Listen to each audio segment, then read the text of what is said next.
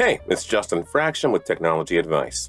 If you remember from my previous video, I discussed the essential preparations required prior to running a background check. And if you missed it, you can watch it right here. For this video, I'll be going over 5 easy steps that you should know while performing one. And I know what you're thinking. Is this the video where he finally talks about the time when he worked as an undercover agent for the Pentagon to retrieve intelligence about extraterrestrials on Earth? The answer is no.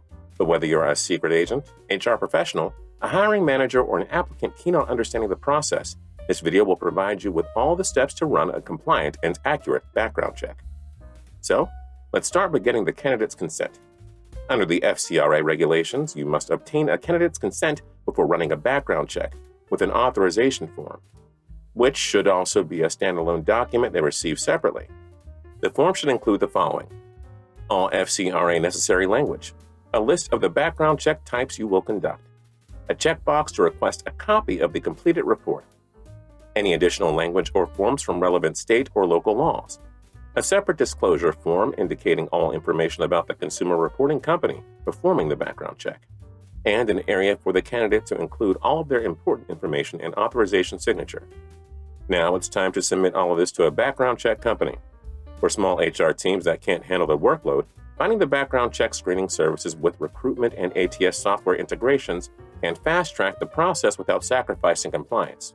For example, Paycom's enhanced background check software includes built-in FCRA compliance and action workflows to simplify procedures for rescinded offers following background check results. Reputable screening service costs anywhere from $10 to over $100 per background check, and most of these services follow all necessary laws so you remain in compliance. Now we wait for the results. Background check results can come in instantly, but most take 1 to 5 business days, so don't be surprised if portions of your background check come in sooner than others. Let's review the results. If the report doesn't come back with any red flags, you can continue with the hiring process. But if you do see something concerning, ask yourself the following questions first. Are the offenses related to the position? How serious was the offense? How many times did the candidate commit the same offense? How long ago did the offense occur? How old was the candidate? And was the candidate honest about offenses before running the background check? It's important when evaluating these results to take in the totality of the hiring experience, give more weight to recent job-related offenses, and potentially seek out legal advice. Finally, follow adverse action procedures if you choose to not hire the candidate.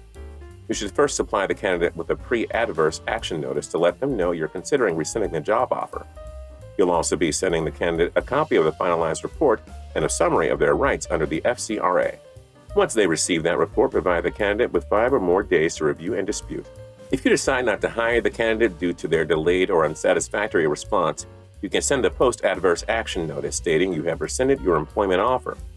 And that completes the 5 steps you'll need to take to run an accurate and compliant background check. If you'd like more instructions, head over to TechnologyAdvice.com to read the full article, or click the link in the description for a downloadable list of the steps mentioned in this video. Till next time, we'll see you.